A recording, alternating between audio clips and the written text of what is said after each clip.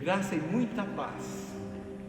Nesta manhã gostosa de domingo, nós estamos reunidos para louvar, adorar e meditar na palavra de Deus.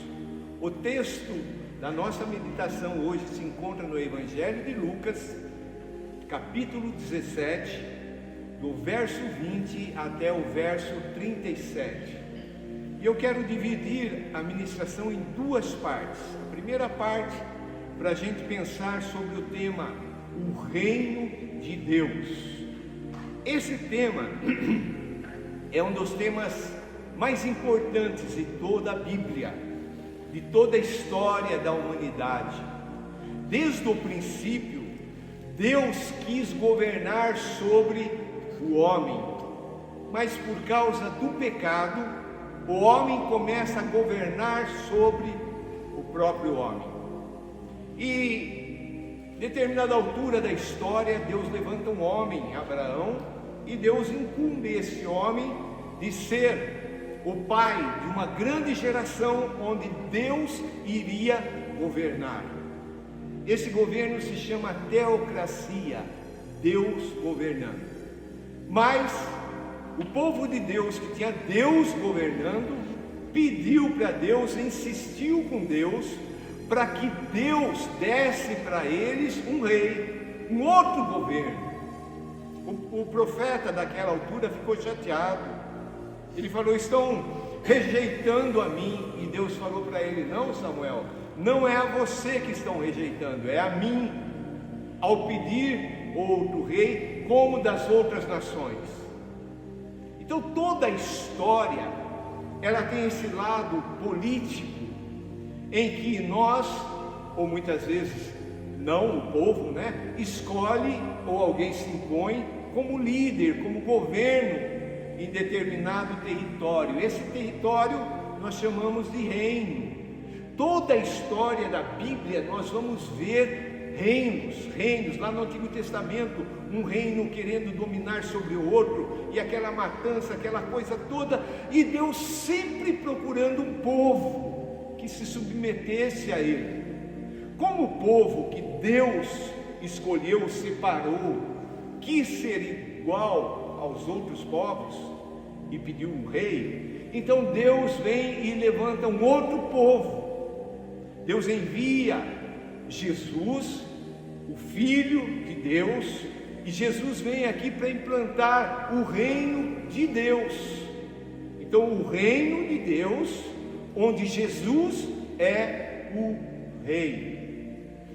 E aqui nesse texto, os fariseus, os religiosos, que eram aqueles mais radicais, que viviam atrás de Jesus com determinadas perguntas para tentar pegar Jesus em alguma contradição, nessa altura aqui eles fazem uma boa pergunta. Olha o verso 20: interrogado pelos fariseus sobre quando viria o reino de Deus. Então, a partir de agora, Jesus vai falar sobre o reino de Deus. Este tema já era conhecido do povo daquela época, tanto é que eles vão perguntar para Jesus: e como que eles conheceram esse tema, o reino de Deus? Porque lá atrás, João o Batista começou a pregar, e a pregação dele era sobre o reino de Deus. Arrependei-vos, porque é chegado o reino de Deus. Quando eu falo reino de Deus e reino do céu, é a mesma coisa. Depois Jesus começa a pregar. E qual é a pregação de Jesus? Sobre o reino de Deus. Os discípulos de Jesus pregam sobre o reino de Deus. A igreja primitiva ali em Atos prega sobre o reino de Deus, agora focando, mirando a mensagem para o Senhor desse reino, Jesus, o Rei dos Reis, declarado lá em Apocalipse, o Senhor dos Senhores. Então essa pergunta foi uma excelente pergunta, e Jesus então, ele vai descrever-nos alguns aspectos da vinda desse reino. Nós estamos aguardando a vinda de Jesus, onde o reino de Deus vai ser implantado na sua totalidade. Alguns estudiosos da Bíblia, que chamamos de teólogos, eles afirmam que existe o já veio e o virá juntamente. O reino de Deus já veio, mas virá na sua plenitude. E o que Jesus respondeu para esses religiosos? A primeira coisa, Jesus mostrou que o reino de Deus, ele é invisível. Olha a continuidade do verso 20. Jesus lhes respondeu. Então vamos ter na mente essa pergunta: quando virá o reino de Deus? Jesus respondeu: não vem o reino de Deus com visível aparência. Ou seja, o reino de Deus, ele é invisível. E Jesus diz mais, no verso 21, nem dirão, ei-lo aqui, ou lá está, porque o reino de Deus está dentro de vós. Então eu preciso entender que nos dias de hoje, o reino de Deus, ele está dentro daqueles que confessam a Jesus como Senhor, como dono, como Rei. O Rei, ele reina. Ele é dono de tudo, ele não pede, ele manda. Certamente que dentro da nossa justiça, a justiça humana, a gente se escandaliza quando a gente vê a questão dessa área de política, reinado. O rei manda tudo, o povo trabalha, aquela coisa, tudo para o rei.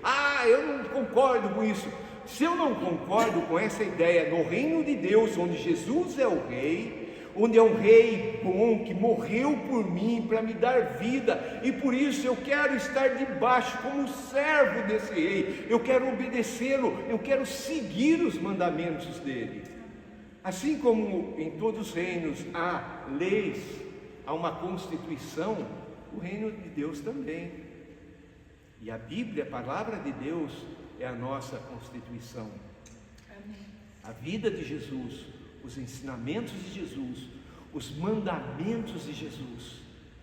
O cidadão do reino, ele tem prazer em obedecer. Então a primeira coisa, o reino de Deus é invisível. A segunda coisa, o reino de Deus vem de repente e é inesperado. Olha o verso 23. E vos dirão, ei-lo aqui, ou lá está, não vades nem os cigais. É mentira. Porque assim como o relâmpago, fuzilando, brilha de uma a outra extremidade do céu, assim será o dia em que o reino de Deus vai ser implantado, o dia do Filho do Homem, que é Jesus. Ninguém sabe. Quando a gente estuda escatologia, que é a vinda de Jesus, as coisas do futuro, a gente vê inúmeros, entre aspas, profetas, falsos profetas, que apontam para o dia da vinda de Jesus.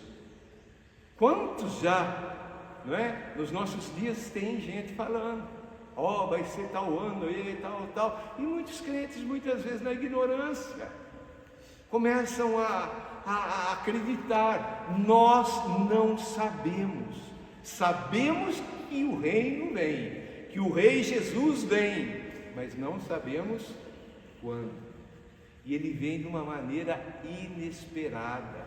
Não é quando a gente arruma tudo, Jesus vai chegar, daqui 1 hora, vamos preparar a casa, vamos perfumar ela toda, né? Aquele cântico e tal. E não, nós não sabemos.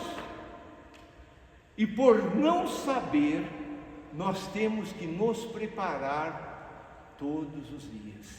Amém. Porque muitos vão ser pegos, como a parábola das virgens, aquelas que foram foram para o casamento do noivo, 5 delas estavam com azeite para clarear. O azeite fala do Espírito Santo, estavam cheios do Espírito, e 5 não, somente as que estavam preparadas, o noivo chamou para dentro. Isso é muito sério, isso é muito sério. Nós não sabemos quando ele vem. E aqui então Jesus cita 2 exemplos. Um exemplo positivo, Noé. E ambos os tempos são iguais. Iguais também os nossos dias. No tempo de Noé, no tempo de Ló, ali Sodoma, Gomorra, era o tempo que o povo estava fazendo as coisas normais, comendo, bebendo, se casando, viajando, e etc, etc, etc. Eram dias normais. Aí nós vemos na pessoa de Noé um exemplo positivo. Noé ficou se preparando, pregando, ninguém acreditou.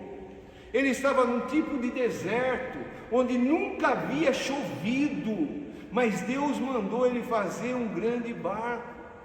Você pode imaginar que loucura? As pessoas que passavam por ali, os conhecidos, zombavam de Noé. Onde já se viu construir um barco onde não tem, né, chuva, não tem rio, não tem nada? Onde vai fazer? O que vai fazer com isso daí? É uma loucura, mas as coisas de Deus são loucuras para nós. Que coisa maravilhosa! Ló e a família entraram na arca do barco grande. Quem fechou a porta? Foi Deus. Então chega um tempo em que o convite de Deus, a porta se fecha. Jesus, ele disse: eu sou a porta. Nós precisamos entrar através, por Jesus, para recebermos o reino de Deus. Mas Jesus também dá um exemplo negativo: a mulher de Ló. Determinado dia, Ló sai com a família, porque Deus advertiu, Deus mandou. Sodoma e Gomorra, eu vejo com clareza as grandes cidades dos nossos dias. E eu creio, pessoalmente, que as nossas cidades são piores e mais perversas do que essa época. Tudo o que não prestava estava acontecendo ali. E Deus dá a chance para esse homem, sobrinho de Abraão, sair daquele lugar onde Deus havia condenado. E quando aquela família sai, Deus advertiu: não olha para trás. Queridos, nós somos advertidos diariamente: não olha para a vida passada, as coisas erradas, não é? Como o povo no deserto que ficava: lá no Egito sim, lá a gente comia cebola, comia pepino, não é? Era escravo.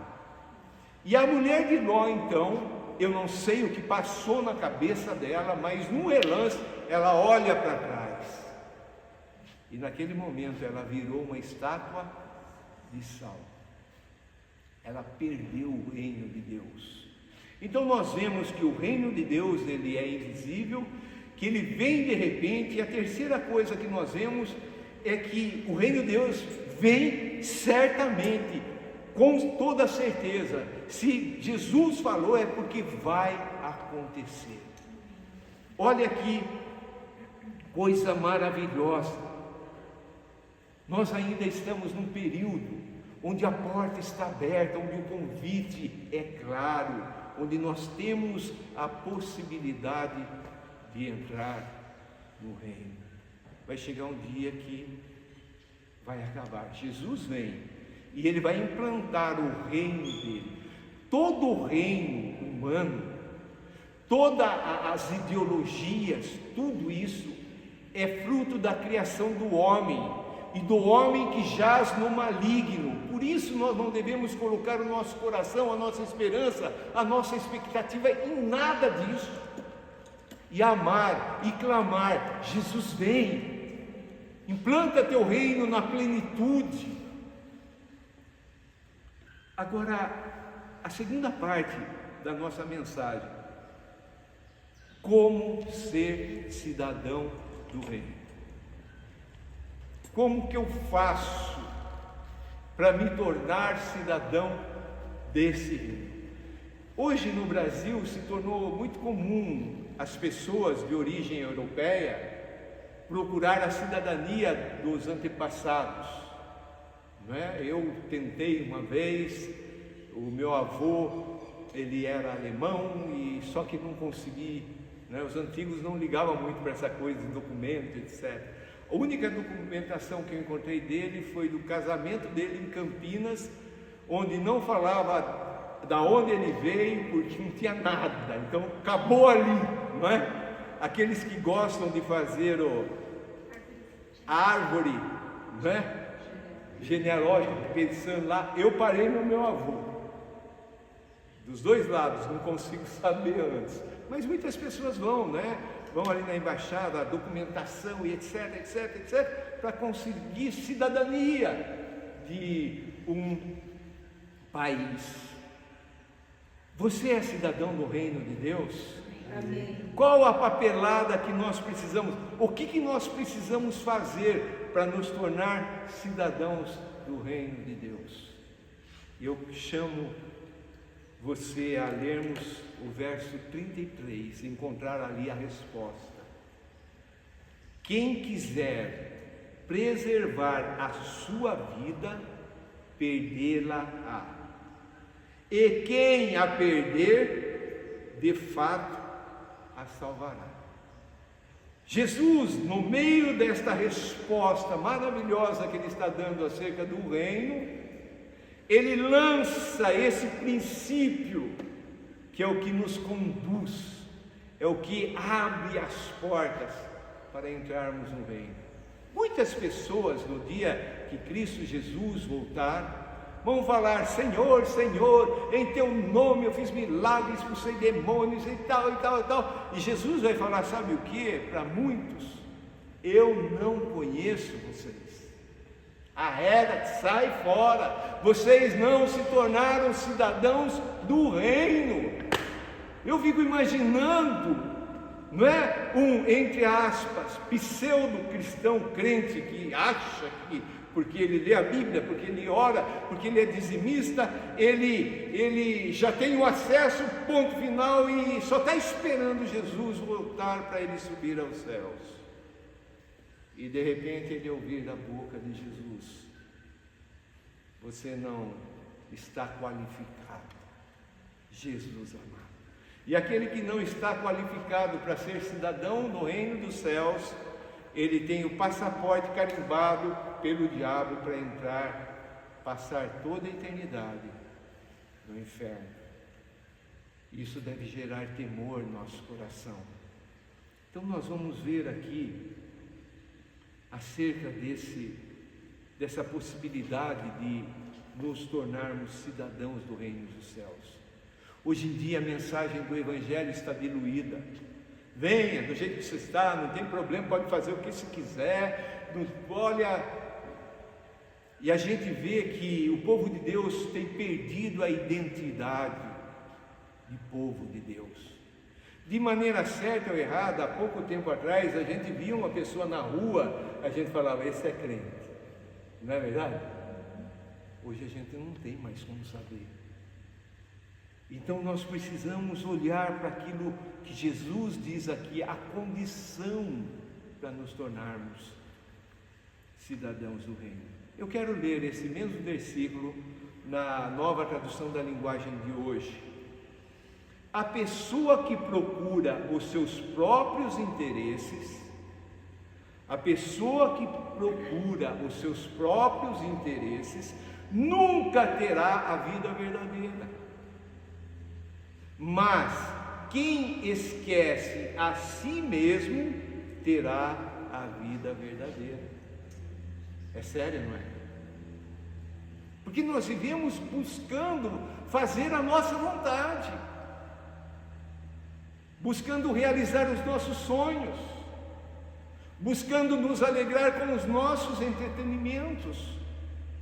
E Jesus, quando ele está falando acerca da vinda do reino dele, ele deixa claro isso. Quem quiser preservar a sua vida, perdê-la-á. Então a primeira coisa que eu aprendo aqui, que o apego à vida presente faz com que eu perca a vida futura. Eu quero, não é? Quando o jovem, por exemplo, se converte, né? Os parentes chegam: mas você é novo ainda, aproveita a vida. O que é esse aproveitar a vida? Vai para andar, enche a cara, aproveita, faz de tudo. E perde o reino dos céus. Então esse primeiro ponto, eu preciso pensar: eu estou apegado às coisas desse mundo João, na primeira carta, ele disse claramente: quem ama o mundo e as coisas deste mundo, o amor do Pai não está nele. Então eu preciso entender que para eu ganhar, eu preciso perder. E isso nós vamos no segundo ponto. O chamado de Cristo ao sacrifício, perder para ganhar. Humanamente é gostoso a gente perder, a gente gosta de ganhar, não é? A gente gosta de estar em evidência, a gente gosta de fazer aquilo que é o meu sonho, é a minha realização e tal e tal. Então o chamado de Cristo a eu perder tudo isso é que vai dar acesso ao reino de Deus, é que vai me fazer vencedor. Cristo Jesus, analisado segundo a ótica humana, ele foi um fracassado, ele foi um perdedor. Ele termina a vida sozinho, pendurado no madeiro, numa condenação que era a pior que existia, para a pior classe de pessoas. A Bíblia diz que morte de cruz faz a pessoa maldita, e Jesus se tornou maldito por causa de nós. Ele tomou o nosso lugar. Ele é um exemplo claro de perder a vida. Ele não veio aqui para fazer a vontade dele, ele deixa claro que ele veio aqui para fazer a vontade do Pai. Em tudo, ele fez a vontade do Pai. Irmãos, essa natureza pecaminosa está lá dentro de nós, desde que nascemos. A criancinha pequenininha, ela já vai aprender a desobedecer, ser rebelde, ficar brava, xingar, chutar, brigar. Mas aqueles que entendem que para entrar no reino de Deus, ela precisa deixar todas essas coisas, todas as ambições naturais. E talvez, como muitos homens da Bíblia, se tornar sozinho. Quantos homens nós estamos lendo? Jeremias, um profeta chorão. Deus chamou ele, ele falou: não sirvo, sou jovenzinho ainda, não presto para isso. Quando ele fala isso, é o carimbo de Deus, que quando a pessoa fala: não, eu sei, eu faço, eu vou. E aí Deus fala para ele: você vai ser profeta das nações, só que tem uma coisa. Opa, você profeta das nações, você vai falar e ninguém vai te escutar, ninguém vai seguir aquilo que você vai falar. Imagina, pregador. E o que vai acontecer com ele ali? A gente está ainda na leitura, né? Vão jogar ele no poço, vão querer matar, vão fazer de tudo com ele. Homem de Deus! Ah, não, mas eu não quero isso para mim. Você não quer o reino de Deus. O reino de Deus, os cidadãos são chamados para participar dos sofrimentos de Jesus. Amém. Então, se você anda sofrendo, mesmo com dor, com lágrimas, fale: obrigado, Senhor, porque o Senhor não desistiu de mim.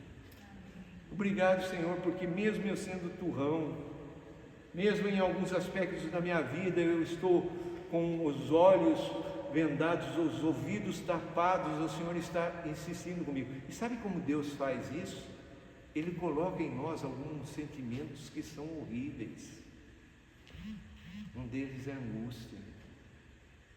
De repente, tem aquela angústia que tem um motivo, né? Alguém fez alguma coisa, ou aconteceu e tal, você fica angustiado. Mas o crente, o verdadeiro cristão, ele passa por momentos que ele não sabe explicar porquê. Está tudo bem, de repente é tomado por uma angústia. Já aconteceu com você? Aquela coisa, angústia é horrível, é terrível, mas Deus está gerando alguma coisa em nós, e nesses momentos a gente só consegue olhar para Deus e falar: Senhor, tenha misericórdia de mim, o que está acontecendo comigo? Então, o apego à vida presente, a pessoa vai perder a vida dela. Quando a pessoa entende esse chamado de Jesus ao sacrifício, ela ganha a vida. E em terceiro lugar é esse paradoxo do reino de Deus. Para ganhar eu tenho que perder, para perder eu tenho que ganhar. Se eu ganho eu perco, se eu perco eu ganho. É confuso entre aspas, né? Mas é um paradoxo. É um paradoxo. Eu tenho que perder. Quantos sonhos na caminhada com Cristo a gente vai tendo que deixar para trás? Coisas ruins e coisas boas. Quando nós viemos de Moçambique como missionários, eu, Miriam, Daniel e Sara, 5 malas, mais nada, era a nossa vida.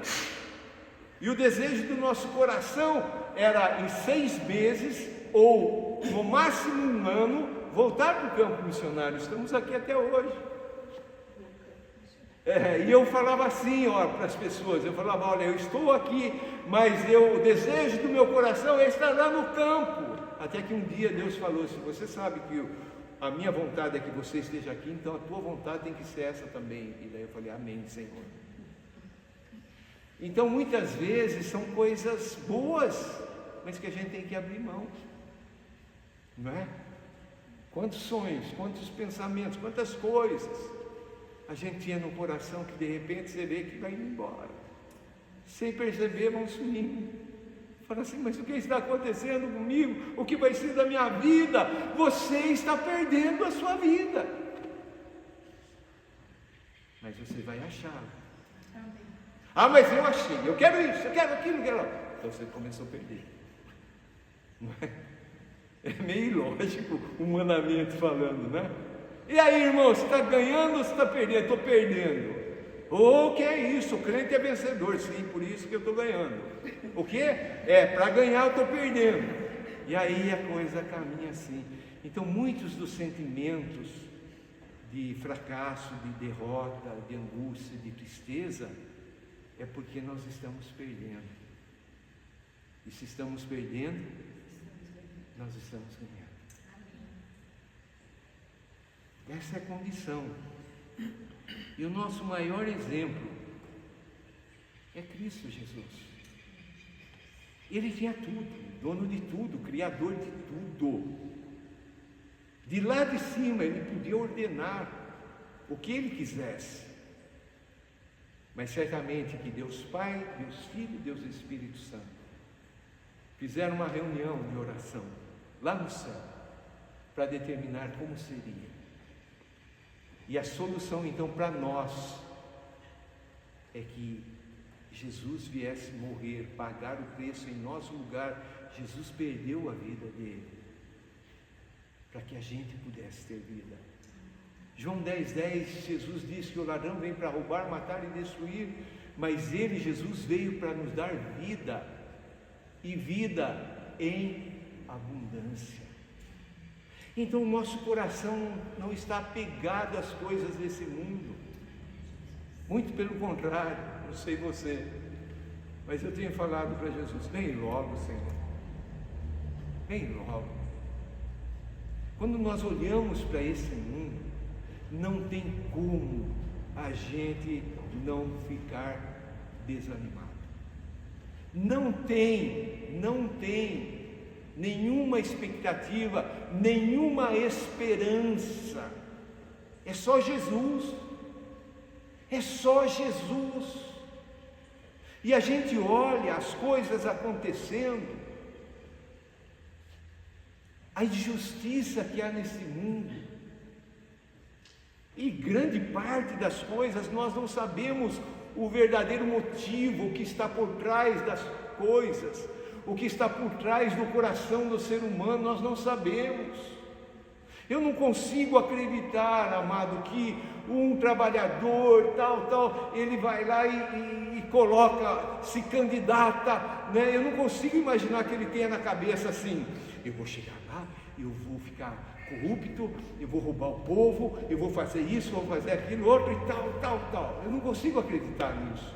Mas, mesmo aqueles que são motivados por coisas valorosas, grandiosas, quando entram, o sistema é corrompido, porque é outro reino, o reino dos céus, o reino de Deus é contra tudo isso que estamos vendo nos reinos deste mundo.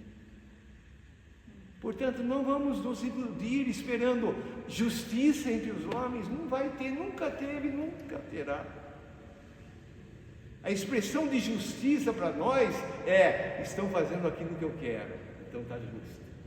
Se fazem alguma coisa contrária, não, isso é injustiça, né? Você está lá dirigindo o seu carro, você está sem a carteira, o cara para e te multa. Mas eu tenho a carteira, mas cadê? Tem que estar aqui, mas eu esqueci em casa, é multado. Ah, esse sistema é injusto, porque a nossa justiça, o senhor guardar um jeitinho aí, tal.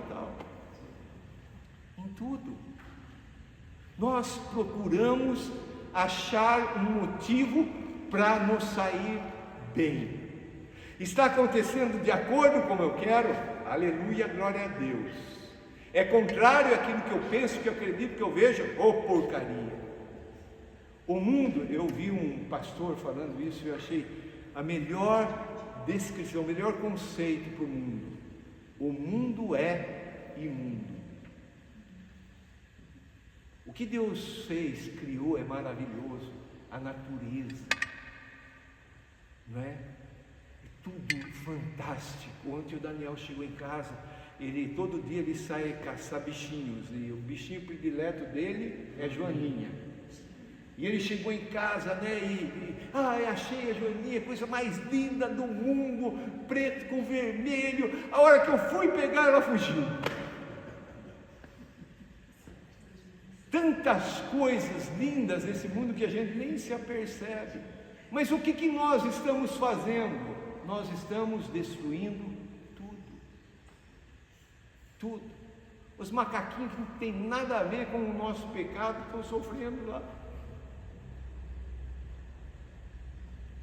O que nós esperamos? Será que nós aguardamos essa vinda desse reino que é invisível, que é inesperado, mas que virá certamente? O dia que Jesus chegar aqui e colocar o pé lá no Monte das Oliveiras, vai haver um racha ali, e Jesus vai reinar aí 100% em todos os aspectos. Amém. O reino de Deus vai ser estabelecido. Aleluia. Coisa maravilhosa. Então, resumindo, né, aqueles que se apegam à vida terrena vão perder, mas aqueles que entregam suas vidas a Cristo serão salvos. Você já entregou sua vida a Cristo? Jesus está chamando você. Ah, mas eu vou para a igreja. Aqui não estamos falando disso. Jesus não toca a igreja aqui. Muitas vezes, eu sinto um certo temor, porque a igreja, né, o tema igreja se tornou uma coisa tão grandiosa, e as pessoas perderam a visão do reino de Deus. A igreja é parte do reino de Deus. O reino de Deus é tudo. Hoje parece que a igreja tem um fim em si mesmo. Investe a igreja e aquele e tal. Isso aqui tudo vai acabar, mas o reino de Deus vai ser estabelecido.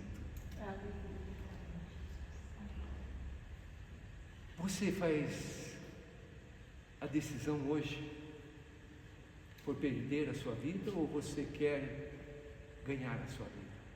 Realizar os seus sonhos, né? A gente vê muitos pastores: hoje Deus vai fazer os seus sonhos se realizarem. Não, Ele vai banir os seus sonhos, Ele vai colocar os sonhos dEle no teu coração. Amém. Quero convidar você a baixar a cabeça e fechar os seus olhos.